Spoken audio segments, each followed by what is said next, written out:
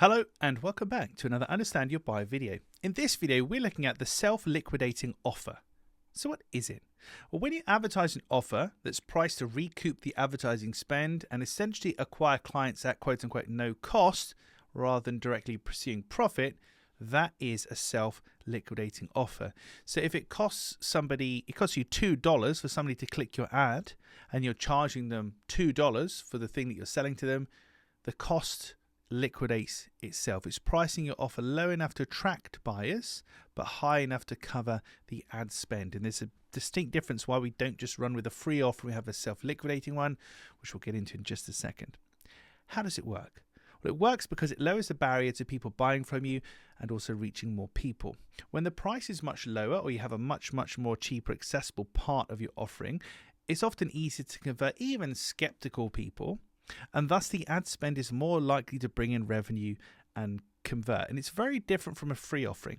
So free things attract all sorts of people to you simply because it's free. Some people download things, click things, do things just because it's free, because there's ultimately no consequence to them. But when you charge for something, even if it's £5, £7, $3, whatever, they've essentially now become a customer because they've given you money.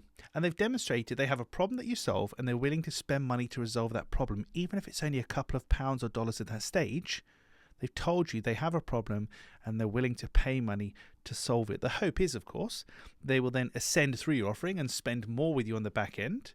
But at the very least, they have self-liquidated. So what they've bought has paid for the advert that's got them to you in the first place, and thus you've acquired a new client essentially for free. So how can you use it? Well, when advertising, you can consider a lower ticket offer or just selling parts of your offering to achieve that all-important lower price point, which in theory makes attracting buyers an easier proposition.